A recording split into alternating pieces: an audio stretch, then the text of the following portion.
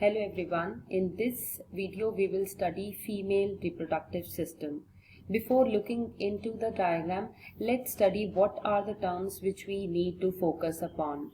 So we must know these 5 terms which are written here. This is your ovary, fallopian tube, then we have to study for uterus, cervix and of course vagina. Now two ovaries and they are present in the lower abdomen, means just below the navel, and these ovaries, they are attached to the uterus with the help of ovarian ligaments. So if I take the help of this diagram, then ovarian ligaments are these structures which are helping in connecting the ovary to the fallopian tube and to the uterus. This whole central part is your uterus, this hair. This one is the uterus part.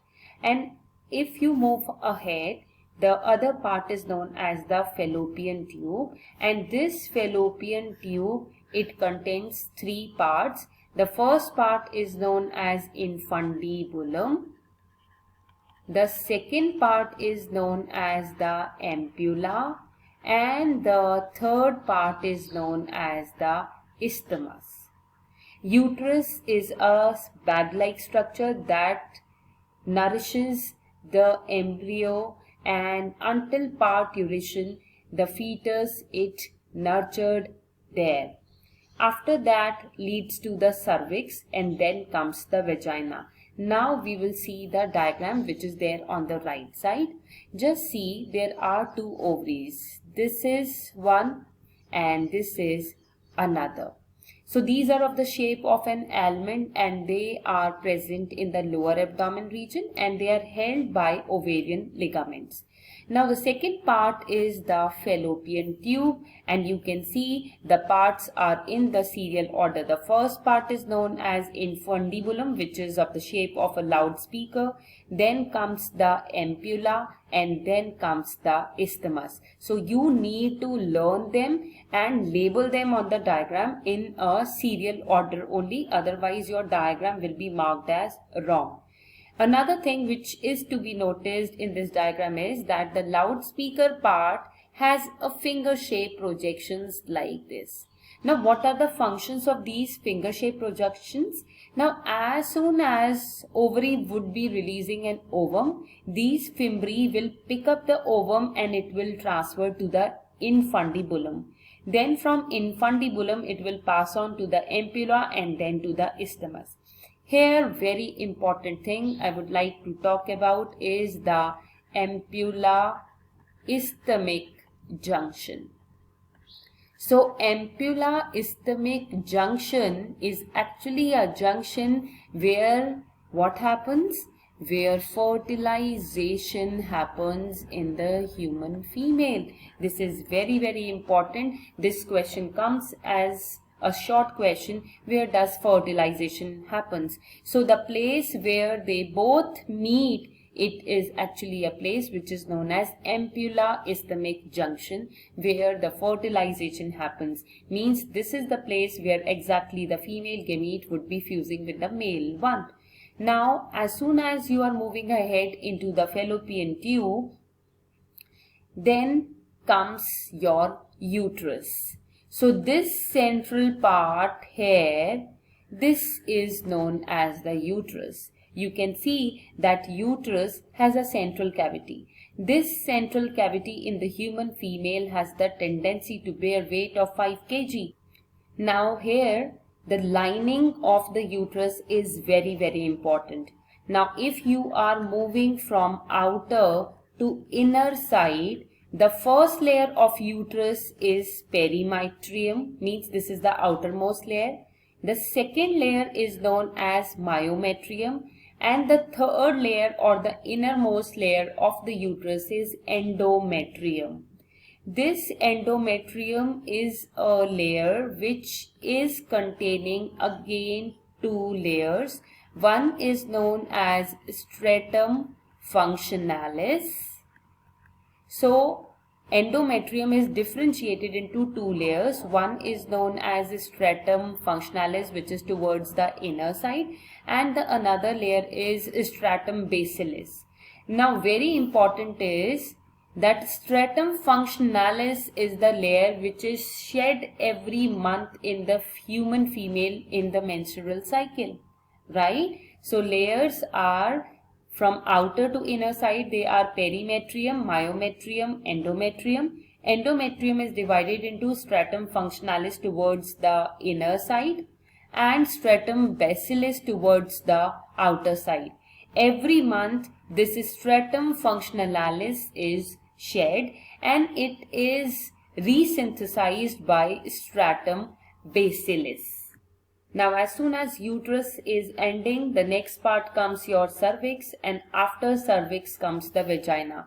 So you can see here that the uterus has a cavity which is known as uterine cavity, and this is the main part of the uterus which is known as uterine fungus. This uterus leads into a special structure which is known as cervix. Cervix has a canal inside it in the central region which is known as cervical canal, and ultimately cervical canals open towards outside in a structure called vagina. Now we will study the structure of external genitalia in females. Now we are starting from outer to inner side. The outward region which contains the pubic hair is known as mons pubis. Then comes a skin fold which is known as labia majora.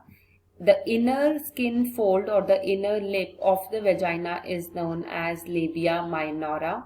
In the centralmost region, you can see that two openings are there. One is the vaginal opening here, which is somewhat bigger, and the another opening which is there at the top, it is known as urethral opening. Now, vaginal and urethral opening, it contains an accessory gland in between which is known as lesser vestibular gland. However, on the sides of the vaginal opening, the females, they possess greater vestibular glands. So these accessory glands, they are serving as secondary sex organs. This labia minora, labia majora, they are acting as secondary sex organs because they are not directly helping in the gamete formation, but yes, their presence is important. So in the case of human males, there were 3 accessory glands. Here there is a difference. There are only 2 accessory glands. The vaginal opening, on its outer side, it contains a layer which is known as hymen. Now, the girls who are not involved much in the physical exercises, hymen is a layer which defines their virginity. However, in the girls that are more involved in the physical exercises, hymen is not an indicator of virginity in them because hymen breaks by heavy physical exercises. Now let's study the mammary glands in the human female. Before you start with the diagram study, I must recommend you that first learn the names of all the terms that we are going to study in the diagram. So we will be studying about mammary lobe, mammary duct, alveoli, ampulla, lactiferous duct, nipple, and of course areola. So the spelling is A-R-E-O-L-A. Now we will trace all the structures in the diagram. Just see very carefully that mammary lobe is this red colored structure. Now depending upon the size of the breast, mammary lobes may vary from one to another. However, generally they are 8 to 10 in each breast.